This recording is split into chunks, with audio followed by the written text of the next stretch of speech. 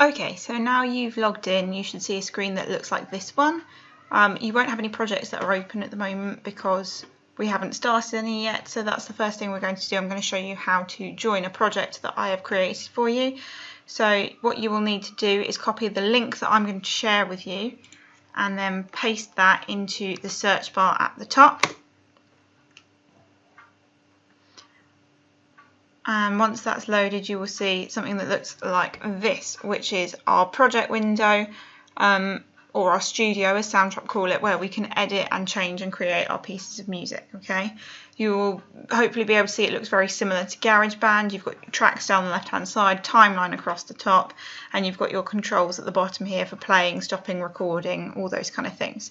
You should also see that this particular project has already got a title. That's because I've shared it with you as an assignment, and we're going to be focusing, as you can probably tell, on the loops feature in Soundtrap on this particular project. So just like in GarageBand, there are loops in our projects that we can drag and drop in if we don't want to record things in ourselves using instruments or keyboards, and that's where our focus is going to lie for this first project. So we're going to try and create a piece of Samba music using just the loops, which you can access by clicking on these two musical notes over here.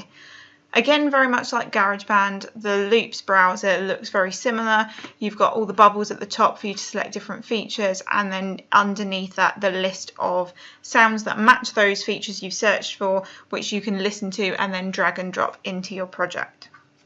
So to start with, we're going to look at some drums. And just like in our GarageBand projects we've used before, you can scroll up and down the list. You can click on the beats to listen to them to see what they sound like.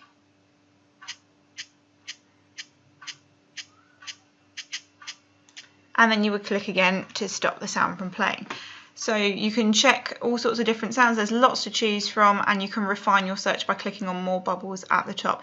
You'll notice in these drum beats that some of them say the word full afterwards, and some of them are a little bit more specific. A full drum beat will be using the entire drum kit, whereas some of these beats specify that they only use things like the hi-hat, or in this example, the kick and the snare. So depending on what you're trying to achieve in your project and what sounds you want, you can filter the sounds, or you can use a full drum kit sound.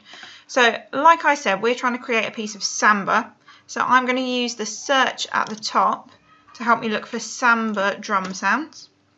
And as you can see, I've now got a shorter list, but still quite a few different things to listen to and to choose from. So we know we have a snare drum in Samba, so let's have a listen to that. Definitely a Samba feel, so we can add that into our project in two different ways. We can either drag and drop like in GarageBand and let go, or we can double click on the sample and it will be automatically added. So you'll notice it's playing now, and it's automatically looped that sample for 8 bars and applied the loop function so that those 8 bars will keep playing over and over. Okay, I can use the mouse to drag and drop my arrowhead to play from different places, and I can start and stop from the functions at the bottom, and also using my spacebar on my computer keyboard. So we've got one instrument added in. Now we need to think about what we can layer with that will work really, really well. So you might see here in my list we've got some shaker options. Shakers are really, really useful in Samba music, so let's have a listen. And let's try this one. Very similar sounding, so it doesn't really matter which one we add. Let's drag and drop one of these in onto a new track. Automatically again loops to match with your previous sound, so it's still 8 bars long and still matching our loop feature. Let's have a look at what they sound like together.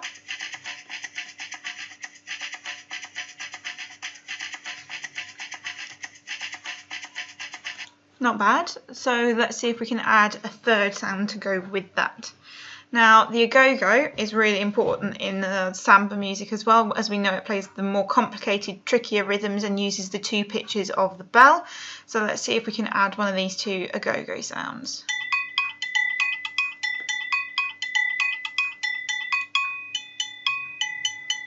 I'd definitely say agogo 1 is a bit trickier, a bit more interesting, so let's look at adding that. But first, we can check whether it will fit with what we've already got in our project by pressing play. We can play what we've already got and then click on our sample to hear it over the top.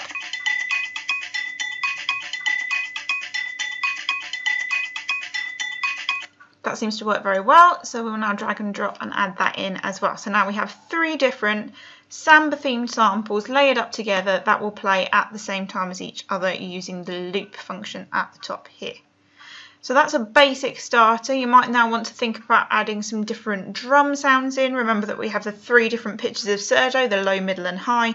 Also the reponique that is really important in samba music, and the tamborim. So see if you can find some drum sounds now to add to that. Once you've finished working on your project, the most important thing is that you remember to click this Save Project button at the top here.